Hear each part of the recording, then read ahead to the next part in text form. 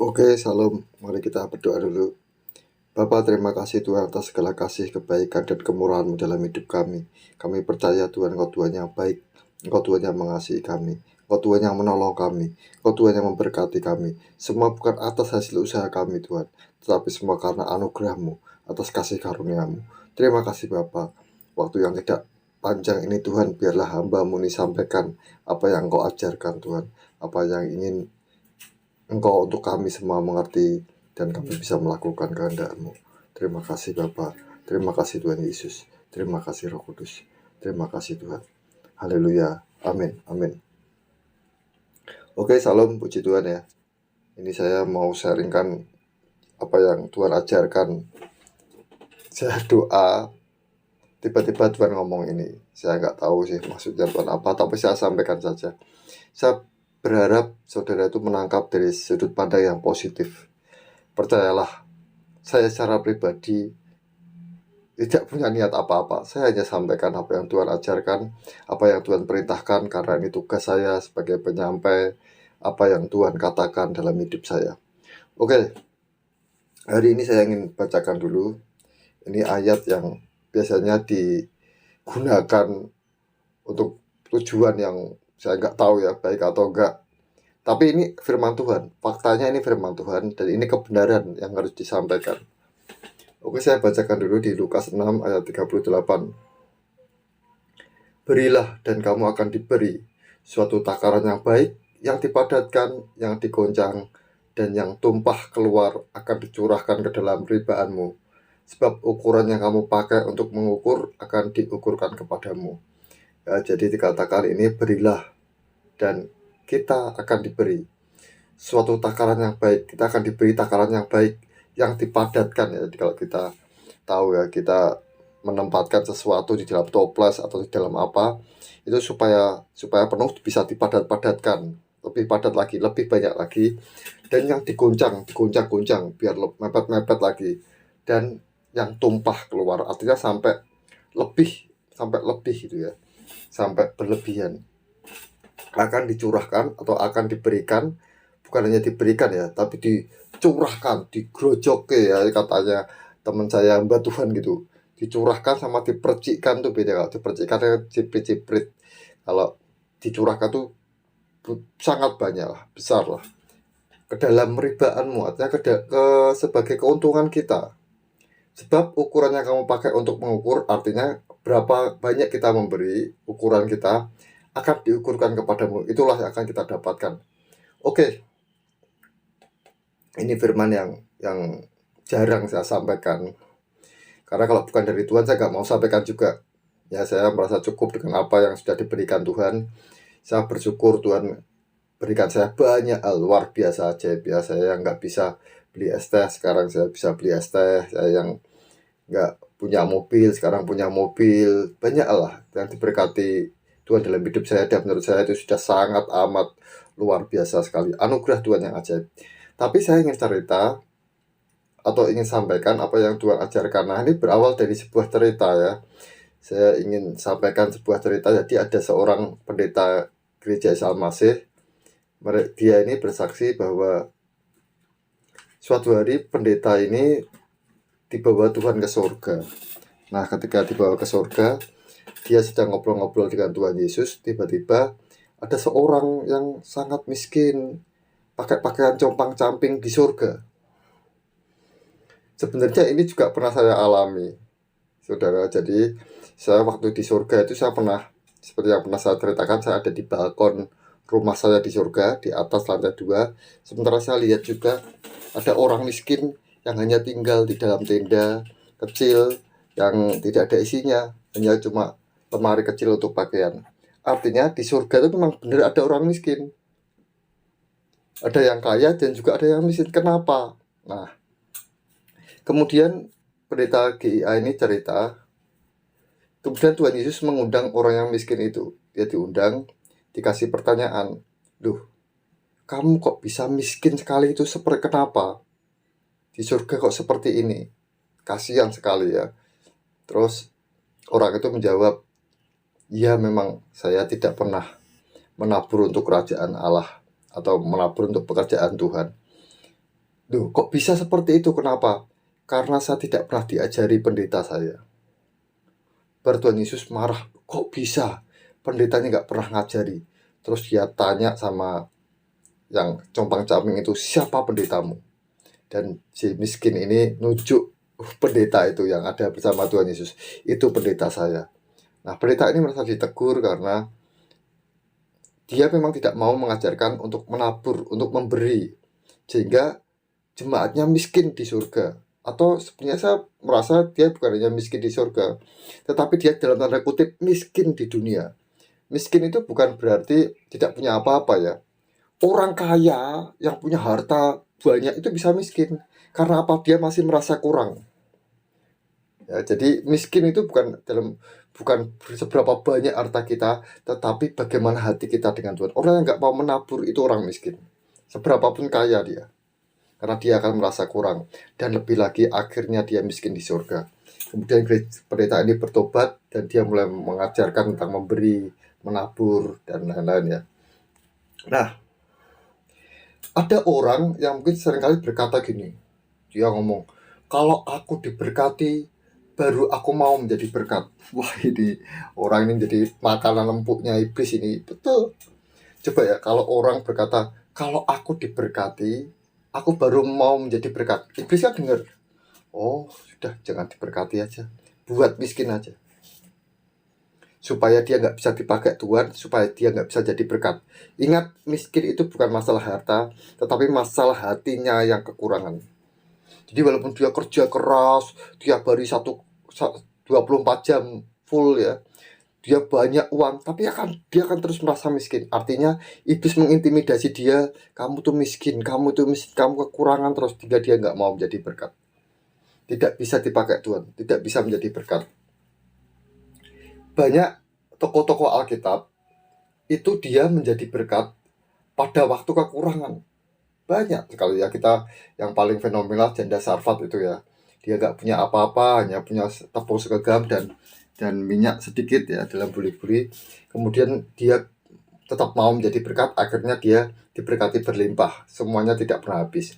Sebenarnya kalau kita baca Abraham, Nuh itu kalau keluar dari bahtera, dia keluar nggak punya apa-apa, rumah nggak punya, dia hanya burung-burung atau hewan-hewan yang ada itu hanya terbatas, tapi dia mempersembahkan misbah bagi Tuhan. Artinya dia meletakkan korban di sana, dia mau menjadi berkat. Abraham juga sama, ketika dia pergi, dia juga bangun misbah untuk Tuhan. Akhirnya Abraham jadi orang yang sangat diberkati Tuhan. Jadi jangan berkata, aku setelah diberkati maka aku mau menjadi berkat. Itu jadi makanan iblis. Kita harus mau menjadi berkat di saat apapun juga. Di saat kita tidak punya, di saat kita punya. Ya kalau aku mau diberkati kalau usahaku sukses, kalau aku untungnya banyak, jadi buat iblis tidak untung terus. Dan nggak bisa jadi berkat. Dalam keadaan-keadaan sulit, itulah Tuhan menguji kita, apakah engkau masih mau menjadi berkat. Apakah cintamu ke uang atau cinta ke Tuhan? Tadi saya berpikir ya, kita tuh cinta uang tuh untuk apa? Coba saya mau tanya. Untuk apa cinta uang? Toh itu akan kita tinggalkan loh. Pertanyaannya kan cuma itu. Untuk apa? Mati-matian, setengah mati sampai menghalalkan segala cara untuk uang yang sesuatu yang akan kita tinggalkan. Daripada uang itu hanya mangkrak di sesuatu yang tidak berguna, mengapa tidak kita taburkan supaya kita punya rumah di surga? Buat apa coba? Buat apa? Kerja yang baik, Tuhan yang berkati. Jangan kerja rekoso sendiri, ngoyo sendiri, dan tidak mengandalkan berkat Tuhan. Akhirnya saudara akan montang-manting sendiri. Jangan cinta uang, buat apa? Saya kerja yang terbaik, dan saya percaya Tuhan memberkati saya. Itu saja. Kemudian bukan hanya ketika ya, saya katakan dari awal kita harus mau menjadi berkat. Tadi ingat ayat dasarnya ya, berilah maka engkau akan diberi, satu takaran yang baik, yang dipadatkan, yang digoncang-goncang supaya penuh, dan yang tumpah keluar akan dicurahkan ke dalam ribaanmu. Saya tuh sering merenung tentang Pak Petrus Agung. Kenapa sih Tuhan Pak Petrus Agung itu bisa engkau pakai luar biasa, kegerakannya luar biasa, jadi berkat untuk banyak orang, jadi berkat untuk kota Semarang. Ya luar biasa, banyak orang-orang yang ikut Pak Petrus Agung itu semakin diberkati dan semakin diberkati. Karena apa? Rahasianya, Pak Petrus Agung suka sekali mengajak orang menabur, mengajak orang memberi. Sehingga ya hukumnya tadi itu,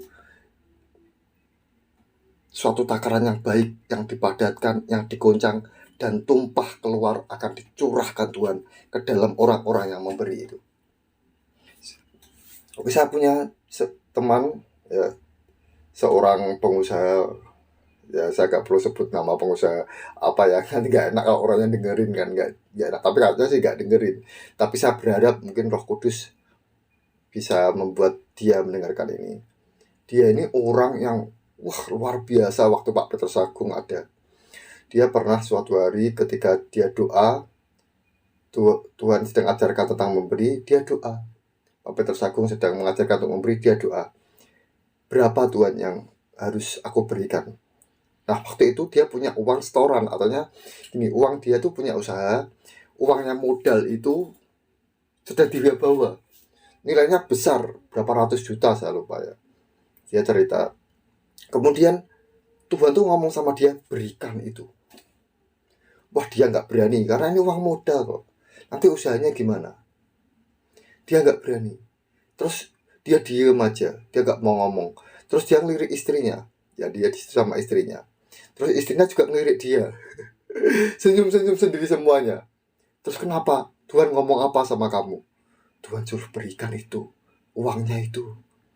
Suaminya juga iya, Tuhan juga ngomong gitu. Akhirnya diberikan. Dan luar biasanya, orang ini sangat amat diberkati ketika dia waktu itu berjalan sesuai dengan apa yang Tuhan ajarkan lewat Pak Petrus. Dia punya tanah di mana-mana, dia diberkati Tuhan luar biasa, usahanya maju, tanahnya banyak sampai disewa-sewakan, buat Indomaret, buat Alfamart, luar biasa sekali. Kemudian setelah Pak Petrus Agung meninggal, orang ini mulai menjauh dari Tuhan. Jangankan menjadi berkat, dia itu merasa kurang, terus malah pernah juga bermain trading ya, bukannya saya itu gak ngelarang trading. Kalau itu memang pekerjaan profesi ya gak apa-apa, tapi kalau untung-untungan buat judi, buat apa, itu kan dosa. Tapi kalau itu memang usaha saudara, memang saudara bekerja di valuta asing, di saham, ya gak masalah, karena saudara pasti menggunakan ilmu atau menggunakan teknik yang benar. Tapi kalau untung-untungan, untung ini, yang menang ini, yang naik ini, ya itu salah. Nah sampai dia itu habis-habisan, usahanya tutup habis, tanahnya yang pernah dia bangun mangkrak, sekarang dikontrakkan juga gak laku. Coba, karena apa? Karena dia mulai gak mau menabur lagi, sehingga dia gak menuai, dia gak memberi lagi, sehingga apa yang dipadatkan, yang digoncang, yang tumpah keluar, gak ada keuntungan dari Tuhan, gak ada. Menabur itu luar biasa sekali. Oke, saya akan tutup karena waktu saya memang sangat singkat. Saya akan tutup dengan sebuah cerita tentang Raja Hizkia. Coba kita baca di 2 Raja-Raja 19 ayat 29. 2 Raja-Raja 19 ayat 29. Saya bacakan. Dan inilah yang akan menjadi tanda bagimu, hei Hizkia. Dalam tahun ini orang makan apa yang tumbuh sendiri. Dalam tahun yang kedua, apa yang tumbuh dari tanaman yang pertama.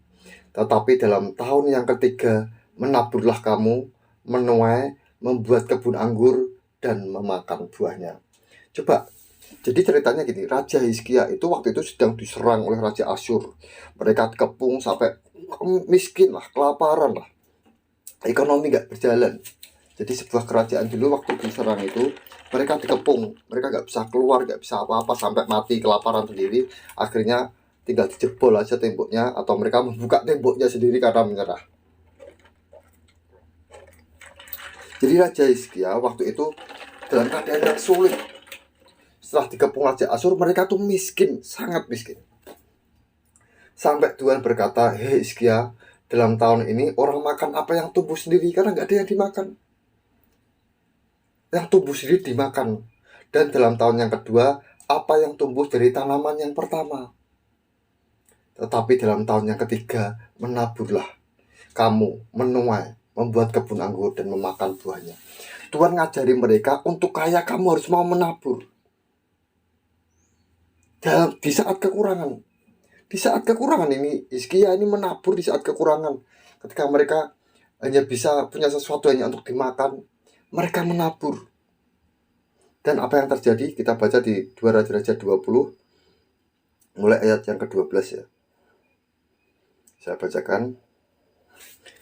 Jadi setelah beberapa bulan kemudian mungkin, atau beberapa minggu kemudian ya, kira-kira mereka sudah kaya lah karena mereka menabur. Memang hukumnya kan seperti itu. Jangan menjadi berkat ketika nunggu saya kaya dulu, tapi menaburlah ketika saat itu bukan saat yang tepat atau saat yang sulit. Pada waktu itu Merodak Baladan, ini terjadi setelah ayat 19 ya. Ini ayat yang kedua. 2 Raja-Raja pasal yang ke-20, sekarang kemarin itu yang tadi itu yang 19. Pada waktu itu Merodak Baladan bin Baladan Raja Babel menyuruh orang membawa surat dan pemberian kepada Hizkia, sebab telah didengarnya bahwa Hizkia sakit tadinya. Hizkia bersukacita atas kedatangan mereka. Perhatikan, lalu diperlihatkannya lah kepada mereka segenap gedung harta bendanya, emas dan perak, rempah-rempah dan minyak yang berharga, gedung persenjataannya, dan segala yang terdapat dalam perbendaharaannya. Tidak ada barang yang tidak diperlihatkan Hizkia kepada mereka di istananya dan seluruh daerah kekuasaannya. Kemudian datanglah Nabi Yesaya kepada Raja Hizkia dan bertanya kepadanya, apakah yang telah dikatakan orang-orang ini, dan dari manakah mereka datang? Jawab Hizkia, mereka datang dari negeri yang jauh, dari Babel. Lalu tanyanya lagi, apakah yang telah dilihat mereka di istanamu? Jawab Hizkia, semua yang ada di istanaku telah mereka lihat. Tidak ada barang yang tidak kuperlihatkan kepada mereka di perbendaharaanku. Lalu Yesaya berkata kepada Hizkia, dengarkanlah firman Tuhan. Sesungguhnya suatu masa akan datang, bahwa segala yang ada dalam istanamu dan yang disimpan oleh nenek moyangmu sampai hari ini akan diangkut ke Babel. Tidak ada barang yang akan ditinggalkan. Demikianlah firman Tuhan. Artinya Hizkia sangat kaya sampai barang-barangnya ini menarik Raja Babel, sehingga akhirnya Raja Babel datang ke Yehuda untuk menjarah segala harta benda Hizkia atau segala harta benda kerajaan Yehuda. Kalau kita tahu ya, akhirnya Yehuda ini dikalahkan Raja Babel. Kemudian kita ketahui Daniel itu menjadi orang buangan, mereka dibuang ke Babel. Jadi Hizkia menabur di saat kekurangan, tetapi kemudian mereka diberkati Tuhan sangat kaya, sampai saking kayanya Raja Babel itu tertarik. Oke, saya mau cerita, saudara. Sekali lagi, saudara harus doa. Jangan emosi, jangan karena cerita saya, karena ini saya hanya sampaikan apa yang Tuhan katakan. Saya mau cerita, memang beberapa hari yang lalu itu Tuhan ngasih visi saya 1000 jiwa. Dan saya tahu bahwa rumah berkat ini sebenarnya tempatnya sudah gak cukup lagi. Kami mungkin harus cari tempat yang lebih besar. Saya minta Tuhan tempat yang punya daya tampung 500 daripada saya minta 300. Terus kurang lagi, lebih baik saya minta yang daya tampung 500, supaya kalau visi Tuhan itu 1000 jiwa digenapi Tuhan, artinya kita hanya ibadah 2 kali, nggak perlu capek-capek beberapa kali. Nah, coba saudara doa ya. Ketika Daud membangun bait Allah, dia ngomong kepada semuanya, ayo kita patungan, ayo kita persembahkan untuk Tuhan apa yang kita miliki untuk membangun bait Allah. Kemudian mereka memberi semuanya, kepala puak, semua memberi untuk membangun bait Allah. Begitu juga ketika Musa diperintah Tuhan untuk membangun bait Allah, mereka semua juga memberi emasnya, apa macam-macam hartanya untuk membangun bait Allah. Ya, saya tahu kalau itu dibebankannya satu orang mungkin sangat sulit, tapi Tuhan mengajarkan kita untuk ayo bareng-bareng patungan untuk visi Tuhan ini. Saudara doa, kalau saudara digerakkan Tuhan untuk memberi, ya terserah saudara mau apa enggak ya, ketaatan itu kan masing-masing orang, saya gak mau maksa. Tapi Tuhan hari ini ajari saya untuk sampaikan ini. Saya berdoa saudara bisa menangkap sesuatu, supaya suatu hari nanti ketika kita bertemu bersama di surga. Saya tidak bertemu orang rumah berkat yang miskin, kemudian mereka ditanya Tuhan, kenapa kamu miskin? Itu Pak Lukas gak pernah ngajari memberi. Jangan sampai seperti itu ya. Saya sudah ajari memberi, kalau saudara gak mendengarkan atau gak taat ya, itu urusan kita masing-masing ya. Itu karena bukan bagian saya. Oke, saya kira itu saja, waktu saya sudah habis karena memang saya hanya punya waktu singkat. Mari kita tutup dengan doa. Rakapata sakarala mata karala pata saka. Terima kasih Bapa atas segala firman-Mu Tuhan. Terima kasih Tuhan atas berkat-berkat-Mu dalam hidup kami, sehingga kami bisa mengerti apa yang harus menjadi bagian kami, apa yang harus kami lakukan, supaya kami menjadi pasukan-pasukan-Mu, supaya kami bisa melakukan kehendak-Mu, supaya kami kelak ketika bertemu Engkau dalam kerajaan-Mu, kami memperoleh mahkota. Terima kasih Tuhan atas firman-Mu Tuhan. Ajari setiap kami untuk memberi dengan benar, memberi dengan hati yang sukacita dan rela Tuhan, untuk bisa melakukan visi-Mu. Terima kasih Tuhan, berkati kami semua, keluarga kami, kesehatan kami, usaha kami, pelayanan kami. Engkau yang berkati, Engkau yang menyertai, Engkau yang melindungi. Terima kasih Bapa, kami bersyukur kami punya Bapa yang mengasihi kami. Terima kasih Tuhan Yesus yang menyertai kami. Terima kasih Roh Kudus yang ada di dalam kami. Terima kasih Tuhan, demi nama Tuhan Yesus kami sudah berdoa dan kami mau mengucap syukur. Haleluya, amin. Salam, Tuhan Yesus memberkati.